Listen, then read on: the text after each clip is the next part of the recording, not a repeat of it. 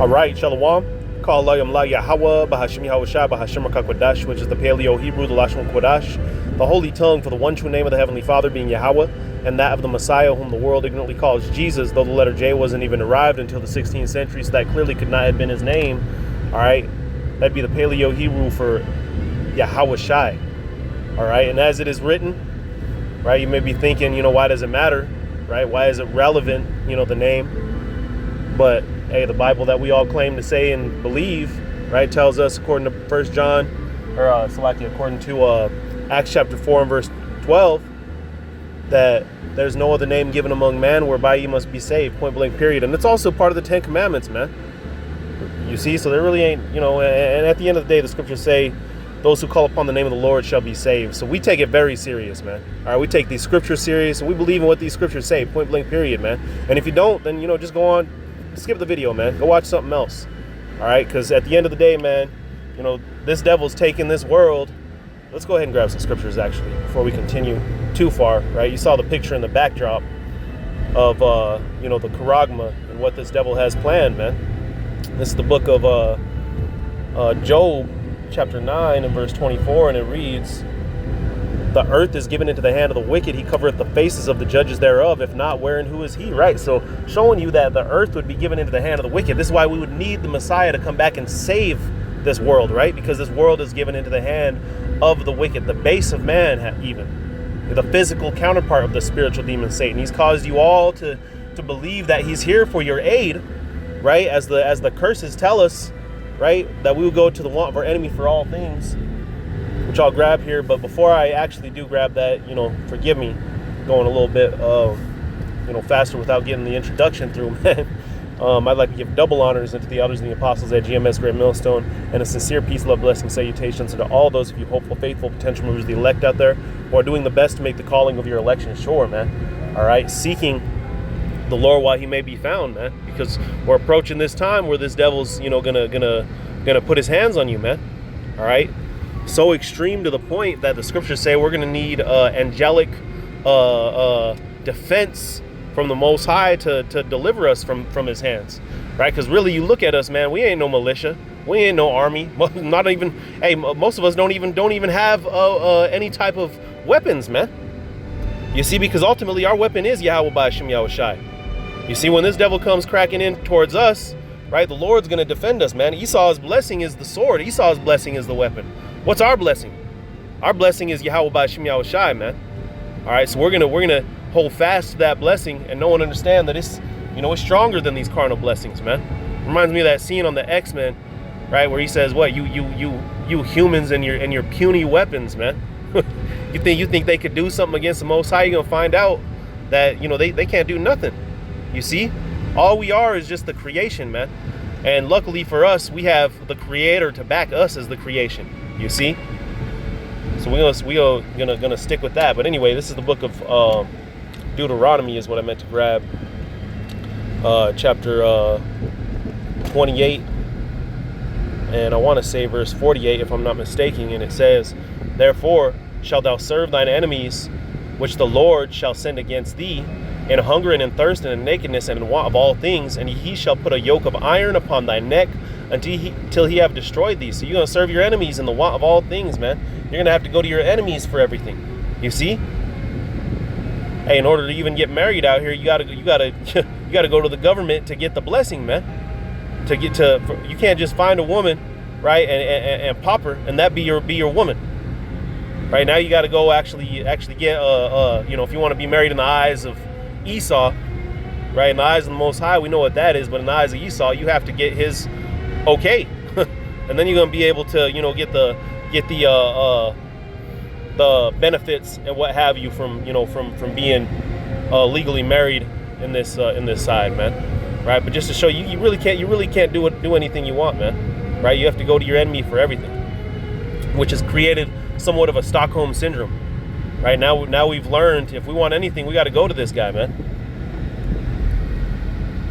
We got to go to this guy for it, man. So ultimately, when things get tough out here, and when the charagma is made mandatory, man. All right, you saw the image in the background. Let's go ahead and jump back to it.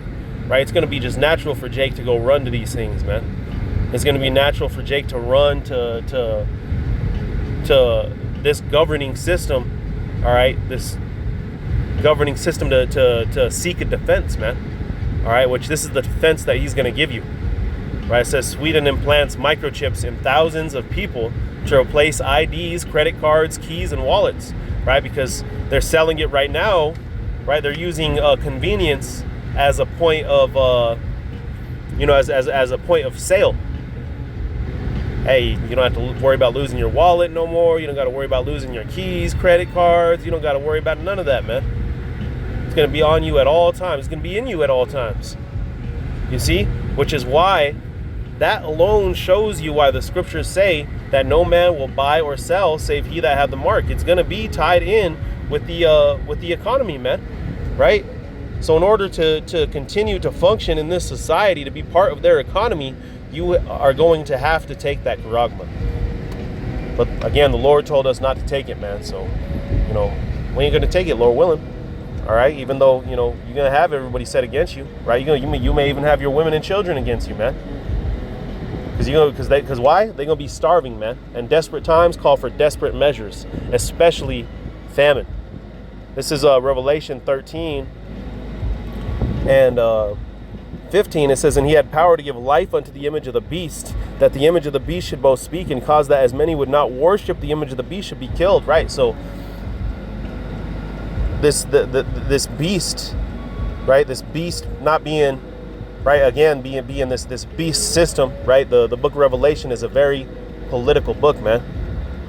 You see, when you read this book, oftentimes it's going to refer to a beast as Rome, and it's going to refer to it as this current society that we have in power. And in fact, if you read this whole chapter, it's going to start by telling you all the beasts of the nations that would rule on this earth, man. The ions, if you will.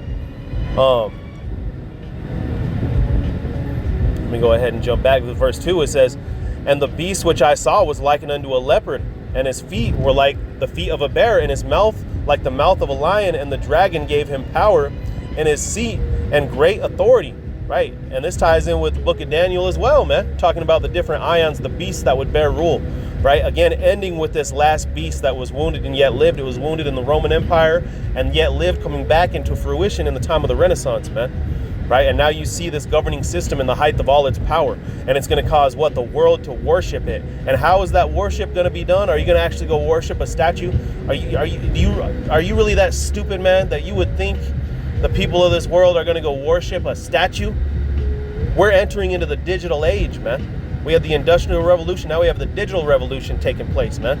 They're going to digitize us. You see? And, hey, the Lord don't want that, man. So we ain't going to take that charagma, Lord willing, right? Which is going to, in turn, cause us to not worship this beast, because that's how he's going to solidify that worship, is in the form of you taking that charagma, which is why it continues to tell us, verse 16, and he that causeth all, both small and great, rich and poor, free and bond, to receive a mark in their right hand or in their foreheads. Again, when we go into that word mark, it goes into the Greek word meaning charagma, meaning an etching or incision in the skin, or a palisade, man. And a palisade is a giant spike that you stick into to make a fence back in the day, man. A post, if you will. It says verse 17, and that no man might buy or sell save he that hath the mark or the name of the beast or the number of his name. So you ain't gonna be able to buy or sell unless you have it, man. Verse 18, here's wisdom. Let him that hath understanding count the number of the beast, for it is the number of a man. You see that? A number of a man. This beast ain't the actual beast, if you will. It's not the spiritual demon Satan, right? It's the wicked man ruling over this earth, man. It says, and his number is 666. 666, meaning death, destruction, man. That being said, Lord willing, this is edifying, man. All right, hey, we go. I don't know about you, but I don't want to be in league with the man who's death, destruction, man. We in league with life, man. So that being said, call Yahweh Bashim Yahushua Bahashim Kakwadash. Double honors unto the elders and the apostles at GMS Great Millstone, and a sincere peace, love, blessing, salutations unto all those of you hopeful, faithful, potential members of the elect out there, doing the best to make the calling of your election sure. Shalom wa abad babal.